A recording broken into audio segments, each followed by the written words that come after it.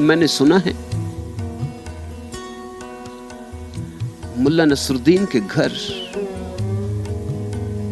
एक मेहमान आए, होंगे तुम जैसे ही। मेहमान जो आए खूब पान खाते थे,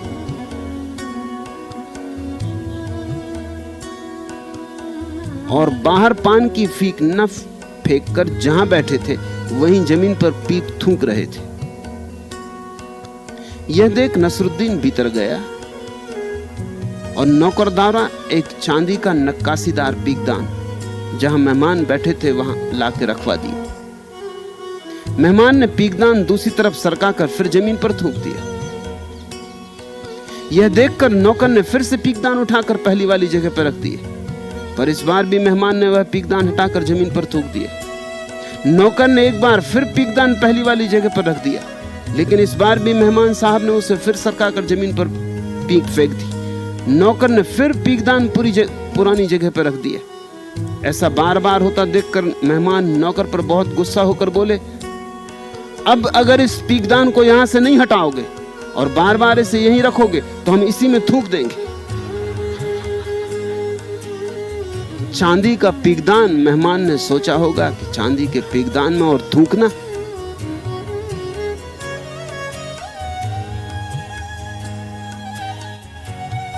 वे हटाते रहे और थूकते रहे। तुम अगर अपनी जिंदगी को थोड़ा तलाशोगे तो ऐसा ही पाओगे, वही वही करते जाते। और ऐसा भी नहीं है कि उससे चोट नहीं खाते, पीड़ित नहीं होते। कौन नहीं होगा पीड़ित? लोभ किसे नहीं दीन कर जाता, दुखी कर जाता, हीन कर जाता। क्रोध किसे नहीं जला जाता, दग्ध कर जाता। किसके हृदय में घाव नहीं छोड़ जाता। अहंकार ने कब किसको शीतलता दी? रोज वही पीड़ा है, और रोज तुम निर्णय भी करते हो कि बहुत हो चुका है, मगर कल फिर होगी सुबह, फिर तुम वही करोगे जो तुम सदा करते रहे। इस वर्तुल को तोड़ो, इस वर्तुल से छलांग लगाओ। इस वर्तुल से बाहर आ जाने का नाम धर्म है।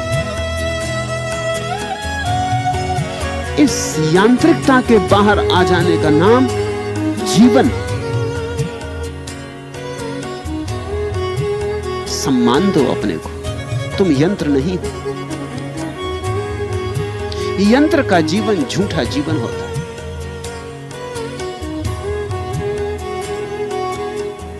ऊपर ऊपर से लगता है गति,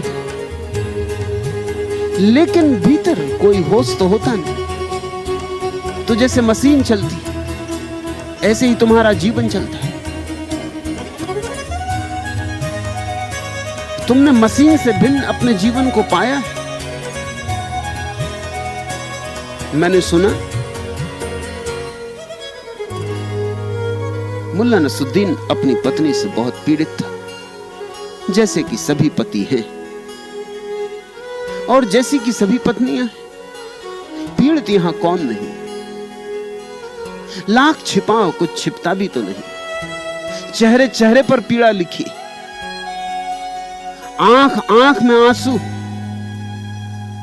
हृदय हृदय में सूल चुभे। सोचता था बहुत बार कि अगर इस बार छुटकारा हो जाए तो अब दोबारा इस झंझट में पड़ने का नहीं। संयोग की बात, ऐसे संयोग बहुत मुश्किल से आते। पत्नियां ऐसे संयोग आने ही नहीं देती। पत्नी बीमार पड़ी,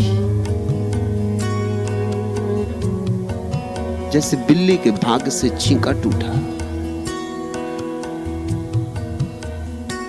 सुधार के कोई लक्षण न दिखाई पड़े और मुल्ला भीतर भीतर प्रसन्न होने लगा। आखिर घड़ी मरने की भी आ गई। पत्नी ने कहा मरते वक्त, नसरुद्दीन अगर मैं मर जाऊं तो क्या तुम दूसरी शादी करोगे? मुल्ला नसरुद्दीन ने कहा इस सवाल का जवाब देना मुश्किल है। पत्नी ने पूछा क्यों? मर रही थी, लेकिन एक लपक आ गई। क्यों? जवाब का सवाल देना मुश्किल क्यों है? मुल्ला नसरुद्दीन ने कहा, इसलिए कि अगर हां कहूं तो तुम नाराज हो जाओगी, और अगर ना कहूं तो वह नाराज हो जाएगी। जिंदगी भर से सोच रहा था कि किस तरह छुटकारा हो, अभी छुटकारा हो भी नहीं पाया। तुम एक जाल से छूटते भी नहीं कि तुम दूसरा जाल बुनने लगते हो, कि कहीं ऐसा ना हो पहला जाल टूट जाए और तुम्हारे पास कोई जाल ही ना बचे। तुम एक दुख के बाहर भी नहीं हो पाते कि तुम दूसरे दुख के बीज बोने लगते हो, ताकि इस दुख की फसल कटते कटते दूसरी फसल आ जाए। और मैं कोई सैद्धांतिक बात नहीं कह रहा हूं, अपने जीवन का निरीक्षण करो, वहां तुम्हें गवाहियां मिलेंगी, एक नहीं 1000 गवाहियां मिलेंगी।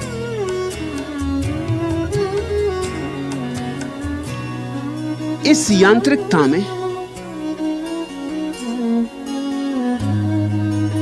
ऊपर ऊपर तुम एक होते हो, भीतर भीतर तुम दूसरे होते हो, क्योंकि इस यांत्रिकता से तुम्हारी चेतना का मेल हो ही नहीं सकता। तो तुम्हारा जीवन ज्यादा से ज्यादा एक अभिनय, एक प्रवंचना, एक धोखा होता है। तुम्हारे चेहरे पर मुखौटे, तुम्हारे असली चेहरे का तुम्हें पता नहीं। तुम क्या कहते हो वह नहीं है जो तुम कहना चाहते हो, और तुम क्या करते हो वह भी वही नहीं जो तुम करना चाहते हो, करना चाहते थे। तुम कुछ सोचते हो, कुछ करते हो, कुछ कहते हो, कुछ होते हो। तुम्हारे जीवन में बड़ी वंचना है। सारी पृथ्वी एक झूठा नाटक हो गई। सच्चे आदमी नहीं है, क्योंकि सच्चा जीवन नहीं। जो भीतर से जिएगा और चैतन्य पूर्वक जिएगा, वही व्यक्ति एक स्वर हो सकता है, और जहां एक स्वर है वहां सच्चिदानंद का वास है। और जहां बहुत स्वर है, जहां ऊपर कुछ है भीतर कुछ है, ऊपर नाटक नाटक है, वहां तो आनंद का वास नहीं हो सकता। हे हनुमान, मैं तुमसे अत्यंत प्रसन्न हूं। मैं तुम्हें मनोवांछित वर दूंगा। बोलो क्या चाहते हो? भगवान राम ने हनुमान से कहा। यह घटना एक नाटक कंपनी द्वारा प्रस्तुत लंका विजय नामक नाटक की है। राम की भूमिका में नाटक कंपनी के मालिक स्वयं थे, और हनुमान की भूमिका में एक वेतनभोगी कलाकार। कंपनी की स्थिति जनता में सिनेमा की तुलना में नाटकों के प्रति घटती रुचि के कारण दिनों दिन गिर रही थी। पिछले 3 महीनों से किसी कलाकार का वेतन नहीं चुकाया जा सका था। यह बात कलाकारों के मन में सदैव खटकती रहती थी। ऐसा क्यों ना होता? आखिर उनके भी परिवार थे, बाल बच्चे थे। श्री रामचंद्र जी द्वारा मनोवांछित वर देने की इच्छा प्रकट करते ही हनुमान ने अकस्मात कहा, मैनेजर साहब, 3 महीने का किराया, 3 महीने का वेतन बाकी है। मिल जाए तो बड़ी कृपा होगी। बच्चे भूखों मर रहे हैं मेरे मालिक। जनता में तो सन्नाटा हो गया। मैनेजर साहब, 3 महीने का वेतन बाकी है, बच्चे भूखे मर रहे हैं, ये हनुमान क्या कह रहे हैं? जो सो गए थे वो भी जग गए। सब चौकन्ने हो गए कि ये हो क्या रहा है, ये कैसी रामलीला। सांसें रुक गई। अपलक लोग सुनने लगे कि अब रामचंद्र जी कहेंगे तथास्तु, लेकिन नहीं, रामचंद्र जी ने भी तथास्तु नहीं कहा। कुछ कहना चाहा, लेकिन मुंह से आवाज ना निकली, फंसूकर निकलने लगा। चक्कर खा के गिर पड़े।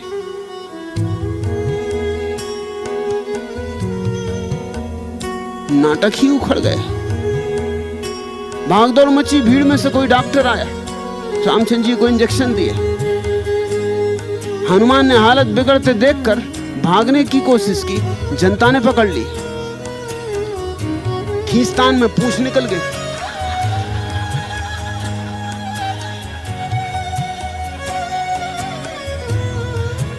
तुम अगर अपनी जिंदगी पर गौर करोगे तो ऐसी ही हालत पाओगे।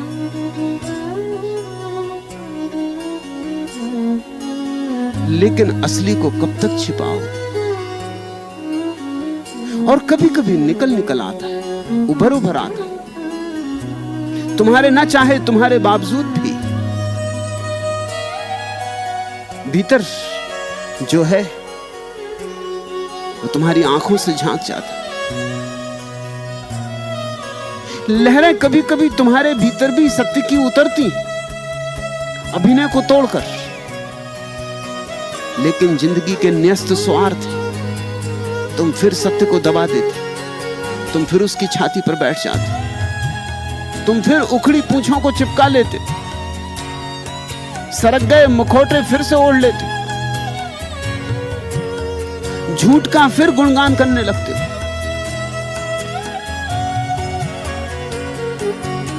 मेरे पास अगर सच में तुम आए हो तो अब छोड़ो, ये नकली पूंछें गिर जाने दो, ये मुखौटे सरक जाने दो। अब जिंदगी का एक बार फिर से निर्णय करो। जिस ढंग से जिए हो, जैसे जिए हो, वह गलत गया है। और शैली सीखो।